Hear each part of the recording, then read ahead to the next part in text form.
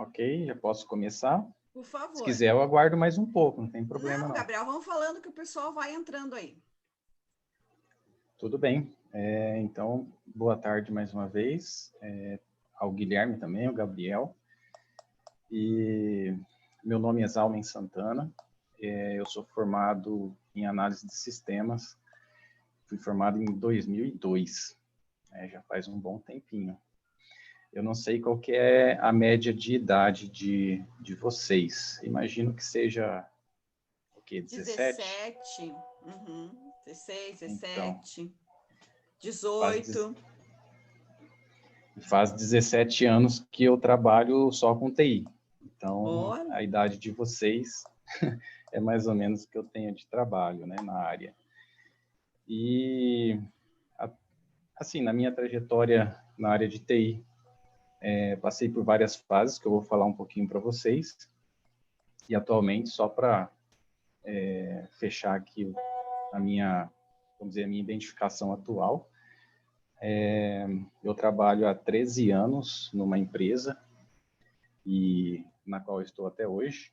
Trabalhei 4 anos de forma autônoma e passei por várias experiências e ultimamente tenho exercido bastante a parte de gestão na área de tecnologia e até por isso estou estudando pós-graduação, MBA na parte de gestão e inovação. E vou contar um pouquinho para vocês dessa trajetória aí. Então, quando eu estava para fazer o vestibular, entrar na faculdade, eu já tinha em mente o que eu gostaria de fazer. Eu sei que isso não é comum para todo mundo. Verdade. Então, eu tinha colegas que não sabiam o que queria, né? E ficava, o que eu vou fazer, o que eu vou fazer. Eu já tinha muito na minha mente que eu ia entrar para a área de tecnologia. E o curso de análise de sistemas, na época, era oferecido pela Universidade Federal, e eu tinha em mente esse curso. Tinha também a ciência da computação, mas como eu trabalhava, a ciência da computação não daria certo para mim, por essa questão, que o horário tinha aulas que eram no meu horário de trabalho. Mas a análise de sistemas era à noite. Então, assim que eu estudei as opções que eu tinha, eu decidi já a análise de sistemas por causa disso. Então, eu sabia muito bem o que eu queria e é o que eu gosto, né? Não me arrependo nem um pouco. Gosto do que eu faço, gosto do que eu estudei, do que eu estudo. Então, mas nem sempre essa é a realidade dos candidatos, né? Às vezes você está em dúvida ainda. Mas eu vou falar um pouquinho do que é essa experiência de vida na tecnologia para que você fala, pô, acho que esse é o caminho legal para mim. Ou então você fala, não, nada a ver, não quero isso aí não. E isso acontece muitas vezes. Eu tive a experiência de estudar com alguns colegas na universidade e que eles já no primeiro, segundo ano de curso, assim, eles já sabiam que não era aquilo que eles queriam, né? Ah, não é isso que eu quero para mim, não. E outros, como eu, totalmente empolgados e sabiam o que queriam. Bom, em tecnologia é algo muito, muito amplo, né? Mas eu posso dividir aqui em duas partes, duas grandes partes de estudo e de trabalho, né? Uma delas eu vou chamar de parte física, parte de infraestrutura de tecnologia, parte de hardware, né? E é onde você trabalha, estuda e trabalha com as peças da tecnologia, né? Algo palpável, que se constrói, que monta computadores, que monta um monte de produtos de tecnologia, e esses produtos agora começam a trabalhar interligados entre si, formam as redes de computadores, as redes sem fio, e agora as nuvens, né, de computação. Isso tudo é infraestrutura. E existe uma parte da tecnologia que é a parte lógica, que é mais a minha área, que é a parte de software, a parte de desenvolvimento. E isso é lógico, isso não é palpável. Ninguém consegue pegar uma aplicação, pegar um software. Isso é lógico, né? E Então, existem essas duas grandes áreas. Hoje, elas estão cada vez mais se fundindo, se envolvendo diante do novo paradigma de tecnologia que as nuvens de computação trouxeram. Então, as nuvens permitem com que a parte de infraestrutura ela esteja mais envolvida com a parte lógica e assim sucessivamente as duas partes. Porque a nuvem toda ela acaba sendo lógica para quem trabalha nela. E assim, quando a gente encontra os cursos de computação, você encontra vários nomes, né? Analista de sistemas, ciência da computação, engenharia da computação, sistemas de informação, sistemas para a internet, e vai um monte de computação para lá, computação para cá. Eu não conheço todos os cursos, eu fiz um e um outro eu me envolvi bastante, que foi o pessoal de ciências da computação na universidade quando eu estudava. Eu posso dizer para vocês que, juntando todos esses cursos, exceto algum assim muito específico, né? Tipo, vou estudar uma engenharia de hardware, uma coisa assim. Mas fora isso, todos os cursos, eles têm pelo menos 70% a 80% de coisas em comum, quando fala em curso de computação, e software, sistemas e tal. Todos eles estudam muitas coisas em comum. Por quê? Porque no processo de trabalho, de desenvolvimento de tecnologia, independente do curso que você fizer, você vai trabalhar dentro de um processo que é comum a todos. Por exemplo, eu sou analista. Eu trabalho num processo junto com cientista, com engenheiro, com o pessoal de infraestrutura, e tudo tem que funcionar dentro desse processo. E então, por exemplo, todo mundo tem que entender pelo menos um pouco de programação, todo mundo tem que entender um pouco de arquitetura de software, todo mundo tem que entender um pouco de infraestrutura, enfim, tem que ter um conhecimento comum entre essas áreas para elas se conversarem. Senão, não tem como esse processo acontecer. Então, muita coisa que se estuda, a gente estuda a mesma coisa, né? É lógico que um curso ou outro te dá um foco final um pouco diferenciado, né? Mas eu, por exemplo, estudei muito junto com o pessoal da ciência da computação no curso de análise de sistemas. Haviam matérias que nós fazíamos na mesma sala, o mesmo professor, tudo, porque é tudo igual, né? Em alguns aspectos, eles entravam em alguma matéria um pouco mais a fundo, o pessoal de análise um pouco mais na parte de arquitetura, mas o meio era o mesmo.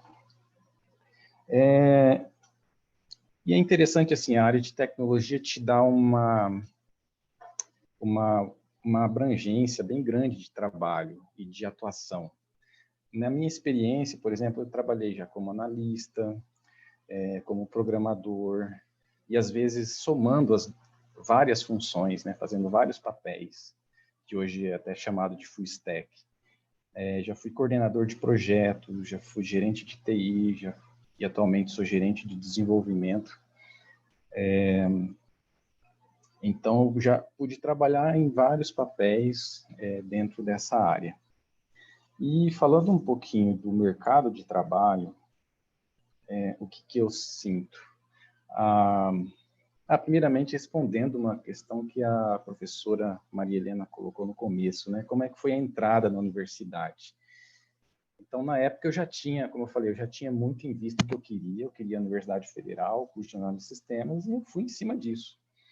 E eu digo para vocês assim, eu não sei atualmente como que estão a questão de concorrência por vagas, essas coisas não estou acompanhando, né? Na época não era muito fácil entrar, mas também não era aquela coisa mais difícil do mundo. E o que eu fiz? Eu tive vou chamar de desvantagem nesse aspecto, porque a minha formação de ensino médio foi técnica, eu era técnico em contabilidade, então eu não estudei a parte científica, né, do ensino médio. Então, eu tive que fazer um cursinho intensivo de um semestre, né? Peguei pesado. Aí, peguei aquela parte de matérias que eu não tinha muita afinidade e tal, e foi o suficiente, né? Foi o suficiente para passar, mas é lógico, tem que ter uma dedicação aí, né? Tem que ter uma dedicação. Mas eu acho assim que não é um curso, a parte de tecnologia não é uma coisa muito difícil de você entrar, não. Se você quer, se você se dedicar, você consegue entrar. Bom, voltando, mercado de trabalho. Eu considero que o mercado de trabalho na área de TI, ele é bom. Então, assim, eu dificilmente eu encontro, dificilmente não, eu posso dizer que no momento eu não conheço ninguém que seja pelo menos, a não ser que o cara seja péssimo, né, profissional, mas que seja razoavelmente bom na área de tecnologia, que não esteja empregado. Eu não conheço. No mínimo, ele estará fazendo algum tipo de trabalho freelancer, sei lá, mas trabalho não falta. Ninguém passa fome, não. Então, assim, porque a tecnologia está cada vez mais abrangente, e em todos os lugares, e cada vez mais necessária. Pelo contrário, hoje eu estou procurando para o meu time profissionais com perfis que eu gostaria, que eu não estou encontrando, né? E quando eu encontro, a pessoa já está empregada, às vezes bem empregada, e, tipo, para sair dali, teria que ter uma proposta muito boa, né? Então, assim, eu considero bom. Questão de renda. É lógico que você começa aos poucos. De repente, você vai começar como estagiário, ganhando bem pouquinho. Mas você faz uma carreira, você consegue fazer uma carreira e seu salário vai aumentando. E aí é muito variada a renda na área de tecnologia, depende muito do que você está fazendo. Você pode ganhar aí de ir fazendo uma carreira aí que começou com R$ 1.000 de salário e chegar, sei lá, nos mais altos salários aí, que eu não sei dizer nem qual é o mais alto, mas 20, 30 mil reais de salário. Isso é possível, tá? Isso é possível. Desde que você se dedique a ser um bom profissional. E dentro dessa área, você tem várias opções. Você pode, como eu falei, trabalhar como freelancer. Isso é muito comum mesmo. Tem agências plataformas que você se cadastra como profissional freelancer, você recebe projetos para você trabalhar ali, coordenados por um gestor de projeto, e você ganha em cima daquele projeto e vai trabalhando. Tem muita gente que faz isso. Você pode ser um empresário na área de TI, pode ter o seu próprio negócio, lançar uma aplicação e ser aí talvez o Mark Zuckerberg aí. Nada é impossível, né? Você pode ser um milionário aí na área de TI como empresário.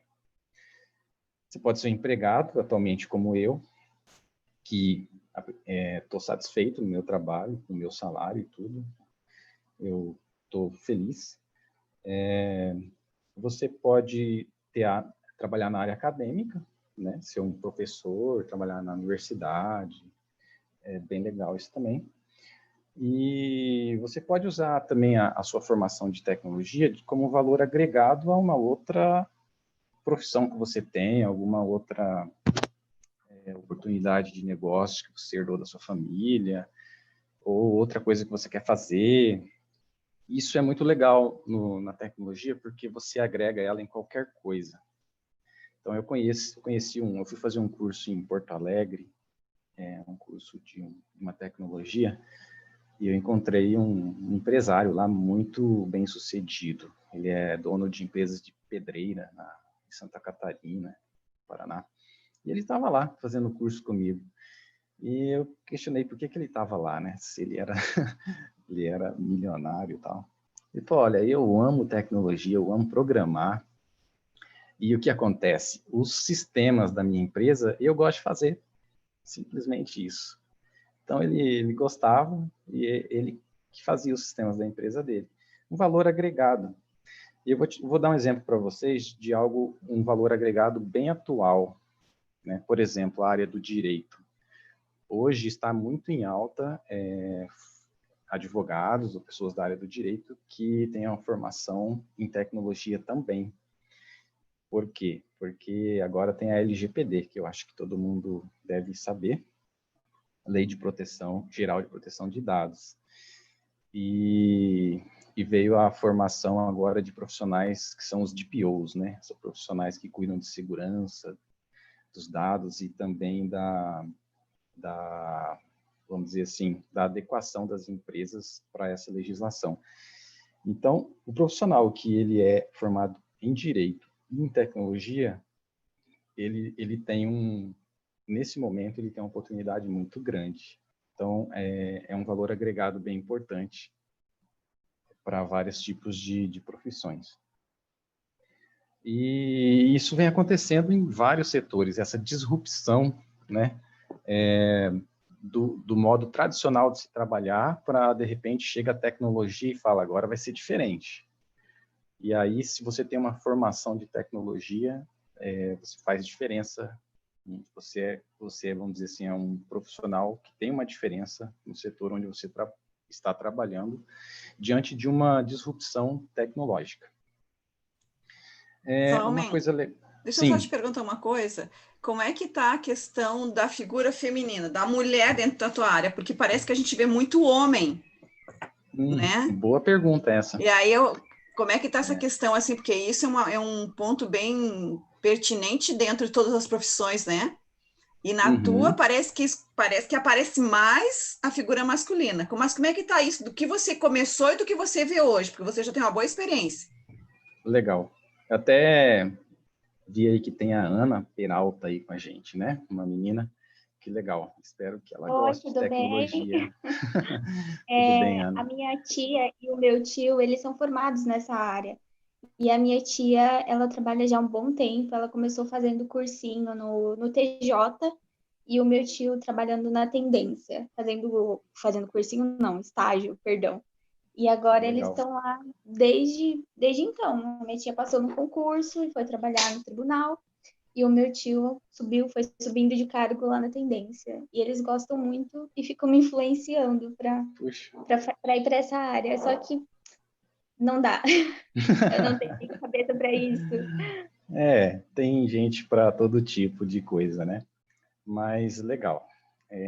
Talvez em algum momento você, dependendo da área que você for, você fala, bom, acho que compensa agora eu estudar um pouquinho de tecnologia como valor agregado. De repente você opte por isso e com certeza você vai só ganhar.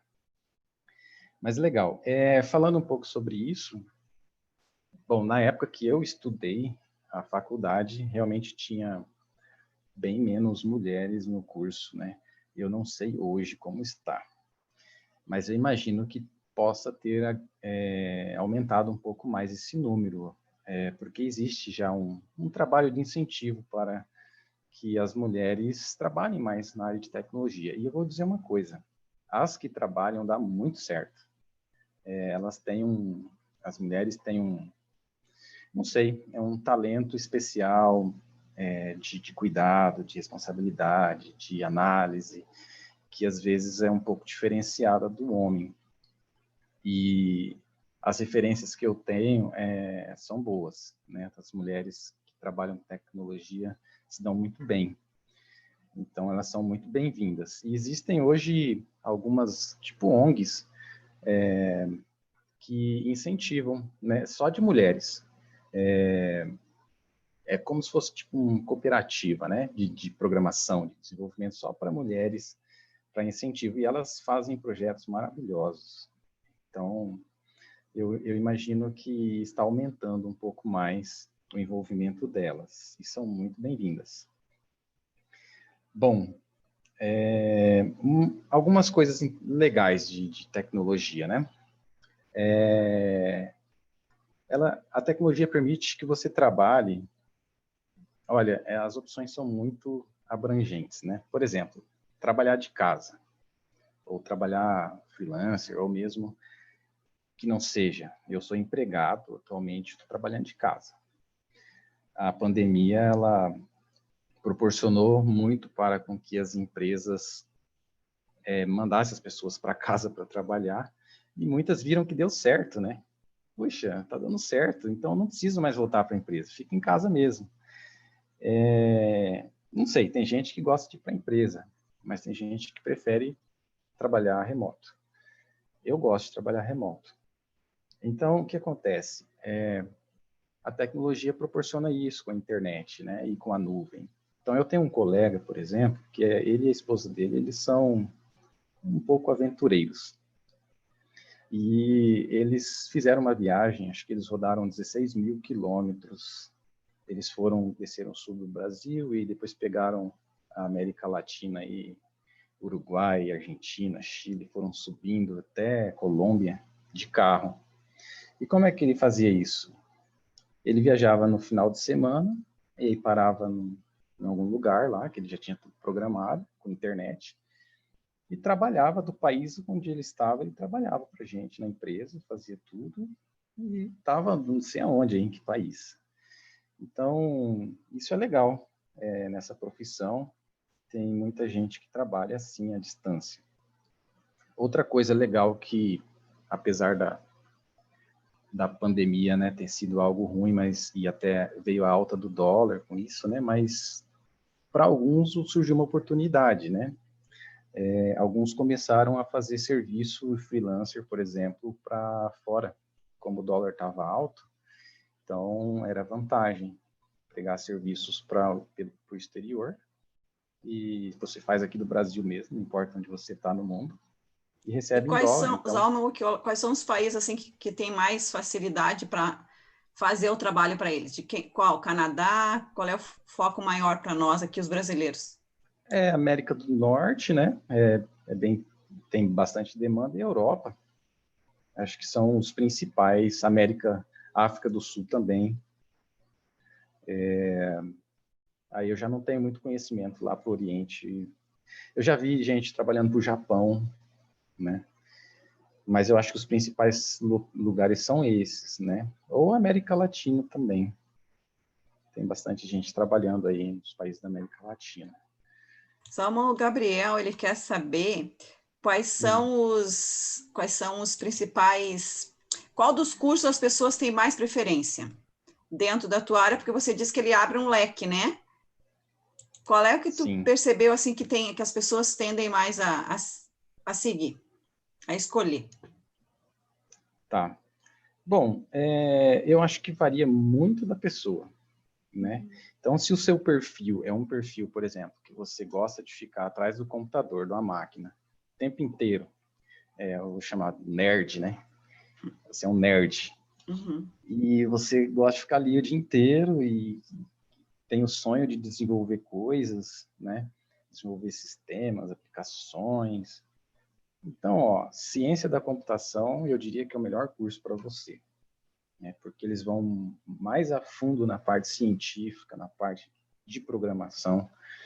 Já se você é uma pessoa que gosta de tecnologia, mas você gosta de estar participando dos negócios, conversando com as pessoas, discutindo problemas, definindo arquiteturas de soluções, você é um pouco mais relacional, assim, tem esse perfil, você partiria para uma análise de sistemas,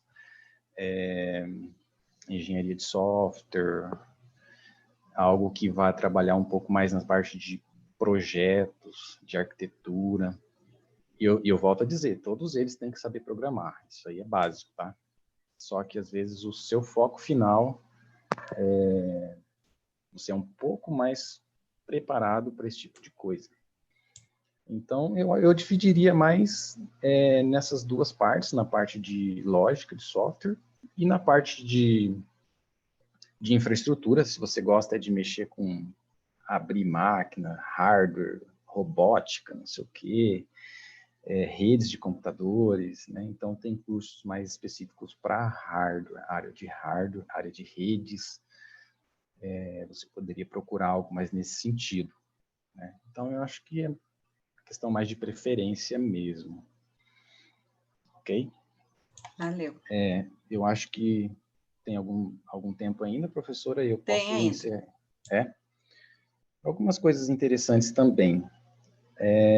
Geralmente, quando você entra para fazer a sua carreira na parte de TI, então você pode entrar como estagiário, mas depois você, na parte de desenvolvimento, vou chamar que é mais a minha área, né? Entra como júnior, depois você passa a ser um pleno, desenvolvedor pleno, depois um sênior, depois master. Nem todas as empresas trabalham com todas essas categorias. Algumas trabalham com 3, 2, mas geralmente as pessoas costumam categorizar dessa forma. E os 2 últimos níveis seriam sênior e master.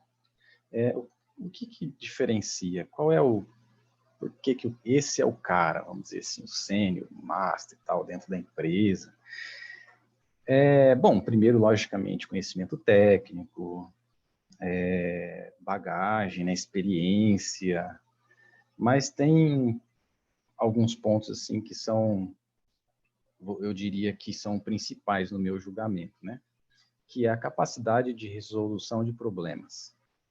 Então, se o profissional, cada vez ele é mais independente e sabe resolver problemas sozinhos e direcionar a solução dos problemas para uma equipe, ele tem essa capacidade, né, de resolver as coisas, então ele é um sênior, ele é um master. Tem responsabilidade, tem conhecimento, domínio do negócio e resolve problemas. Agora, aquele que pode até ser um bom técnico, mas ele precisa perguntar demais, ele se perde muito, ele ainda é um pleno, ele não está nesse nível, entendeu? Mas isso tem um tempo, Salmin? É com experiência, né? Algumas empresas acabam parametrizando o tempo para isso. Uhum. Outras não. Outras simplesmente, não, a pessoa chegou está conseguindo fazer isso, ele pode ser considerado um sênior, por exemplo. Então, existe isso, tá? E desde que você se dedique, você vai chegar, com certeza, a ser um sênior, um master. Existe uma coisa de muito valor na tecnologia, que são as certificações. Então, existem N certificações, né? E você pode ser certificado em várias coisas. E isso conta muito para o seu currículo, né? Para o seu salário. E assim, você pode trabalhar em tantas coisas, e eu vou citar algumas aqui só de exemplo, nem vou lembrar de todas. Mas, por exemplo, você pode trabalhar na parte de infra, com redes, com hardware, que eu já falei, robótica, ser um especialista em nuvens, em clouds, pode trabalhar com desenvolvimento para internet, web, pode trabalhar com desenvolvimento para celular, mobile, desenvolvimento para desktop, você pode trabalhar com desenvolvimento para várias coisas, saber fazer um monte de coisa ao mesmo tempo. Você pode trabalhar com internet das coisas, que é o IoT, que é, por exemplo, hoje uma TV se comunica com um celular, que se comunica com não sei o quê, com a sua geladeira. Isso é a internet das coisas. Pode ser um desenvolvedor front-end, pode ser um desenvolvedor back-end. Bom, para entender isso aí, eu teria que explicar mais. Mas você pode trabalhar na parte de design, sistemas operacionais, banco de dados, pode ser um DBA, pode trabalhar com inteligência artificial, você pode trabalhar com... Você gosta de trabalhar com dados, né? Hoje existem muito big datas, data lakes, que são armazenamentos gigantescos de dados, e com base nesses dados você trabalha em sistemas inteligentes de negócios, BI, enfim. Você pode trabalhar com... Deixa eu só te interromper um pouquinho. É que a Ana entrou depois, ela quer saber qual é a tua especialização. Repete, porque ela não pegou o iniciozinho ali que você falou. Tua especialização. A minha formação é analista de sistemas. E eu trabalhei como analista, a partir dessa formação eu trabalhei em vários tipos de atividades, né? Desde programação, análise, coordenação de projetos, gestão. Hoje eu sou gestor de desenvolvimento, coordeno equipes de desenvolvimento. E eu tô fazendo uma MBA na FGV, na parte de gestão e inovação. Eu estou me adequando mais a essa parte de gestão. Zalma, Mas olha, você tem 7 minutinhos. Legal. Para a gente não se fechando, perder. Então, você pode trabalhar com segurança da informação, pode trabalhar desenvolvendo jogos, trabalhar desenvolvendo sistemas mais científicos. Hoje existem muitos robôs, né? Pode trabalhar fazendo robôs, sistemas comerciais. Você pode se tornar um DPO, que eu falei da parte de LGPD. E pode até trabalhar com testes, né? Testes de sistema. Hoje se fala muito em inteligência artificial, né? Esse é o foco. E é principalmente na geração deles aí, dessa idade, o pessoal fala muito. Mas aí eu te pergunto assim, você está vendo essa geração nova aí saindo, do piazadinha mais novo que está convivendo com você. Como é que é essa cabeça desse pessoal? Só porque eles jogam muito, que eles mexem muito na internet, realmente isso ajuda quando tu percebe que esse pessoal se formou e vai trabalhar? Como é que tu está vendo dentro do mercado de trabalho, essa geração nova aí? Porque eu tenho ouvido, às vezes, as pessoas que trabalham nessa área dizer o seguinte, essa geração nova que sai, ela quer as coisas muito rápida e não tende, às vezes, a concentrar e ter uma responsabilidade de fazer. E eu não sei se isso acontece na tua área também. Olha, a resposta para isso, eu diria que é um pouco complexa, porque existem situações e situações. Mas eu vou tentar ajudar um pouquinho na resposta. Então, o que eu noto, assim, pela minha experiência? Eu noto realmente que tem esse perfil, né? Hoje o adolescente, né? Ele tem um perfil de ter se envolvido muito com a tecnologia, ter uma habilidade com operacionalizar as coisas. Jogos, então, nem se fala, né?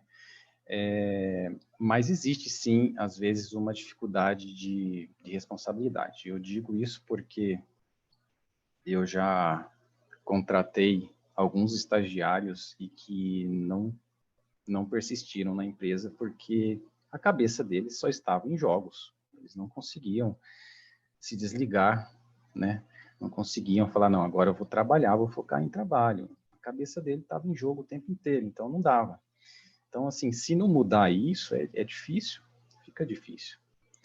Mas, por outro lado, se pegar essa experiência, essa habilidade, essa rapidez, e realmente o jovem conseguir aplicar isso no trabalho, é uma vantagem, né? É uma vantagem.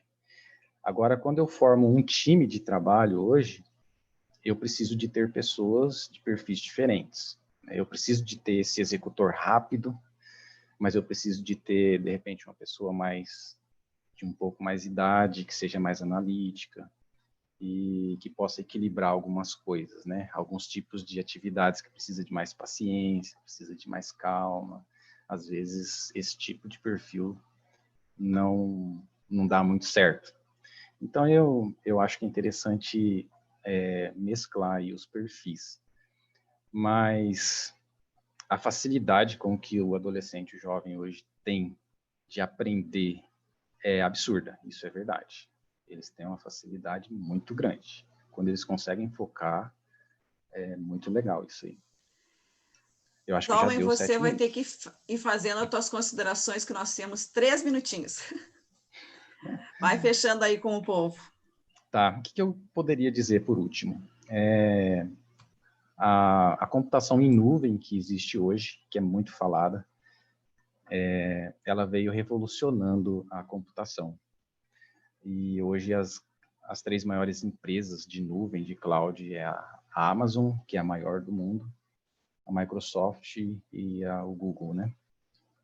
E eles trouxeram esse conceito de nuvem, trouxe um novo paradigma para a área de tecnologia no mundo e possibilitou coisas incríveis, né?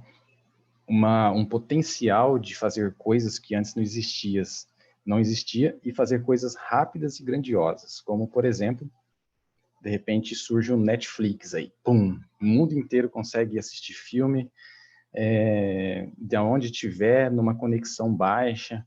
Como que isso é possível? Eu ia precisar de Isso só é possível porque está na nuvem, está na Amazon. Então, perto de você, tem lá um cache da Amazon, o servidor mais próximo possível, que te dá a possibilidade de acessar um filme rapidinho, porque existe essa nuvem, né? Então, é muito legal. Hoje, isso trouxe, assim, uma diferença bem grande para quem está trabalhando na área de tecnologia. A gente está tendo que se adaptar bastante, estudar muito os serviços em cloud, em nuvem, mas está sendo um universo muito interessante, que abriu um potencial muito grande. Basta você ter um computador, um notebook, não precisa ter mais nada. Você pode subir um serviço na nuvem e amanhã ele está bombando e você se tornar um empresário. Então é muito legal isso. Bom, olha, nosso papo está super legal, acho que o pessoal que está aí aproveitou bastante as nossas aulas, o pessoal assiste depois também, às vezes eles têm alguma atividade nesse horário, porque a gente está fora do nosso horário, né? O nosso horário é mais cedo. Então, de repente, até peço desculpas, isso. tá? Não. Porque eu não pude fazer num outro horário, eu tive reuniões hoje, apesar de eu trabalhar de casa, eu tinha reuniões com a empresa no horário da tarde. Não, mas olha, a gente fica muito feliz, muito obrigado por você ter aceitado esse desafio de conversar com os nossos alunos, certo? Que você continue fazendo esse trabalho incrível que está fazendo, realmente dentro da tua área que está crescendo, a gente vai acompanhando as pesquisas aí e vê que realmente não tem como fugir, né? Você vai entrar na tecnologia de alguma forma, você acaba fazendo uso dela e participando desse crescimento. Então, muito obrigada pela tua disposição, certo? Por nada, de bom para você. Foi um prazer estar com vocês. Beleza, povo? Dá um tchau aí. Tchau, muito obrigada, tchau, tá? Um abraço. Admiro muito a profissão, mas olha, não é para mim, tá bom? Eu já vi uns livros aqui e não dá. Mas legal. É bom, né, Salma? Porque cada um tá na sua área e assim a gente cresce profissionalmente, né? Senão todo mundo ia ser cientista e daí? Como é que vai ser? É para quem quer mesmo, é muito difícil. Não, mas é legal que pelo menos se eu ajudei vocês a falar, não, é isso mesmo que eu não quero, já é uma coisa, já é uma ajuda, né? Porque com certeza. Te dá uma direção diferente. Não, é verdade. Não, porque eles assistem também a questão de conhecimento, né? Eles têm que estar antenados sobre tudo que está acontecendo, né? Mesmo na área deles, eles vão especializar, mas eles precisam saber o que acontece ao redor. E isso é o objetivo da disciplina. Mas obrigada, Zalmin. Tudo de bom para você, professora. Um prazer te conhecer. Até a nossa próxima oportunidade. Até. Um abraço a todos.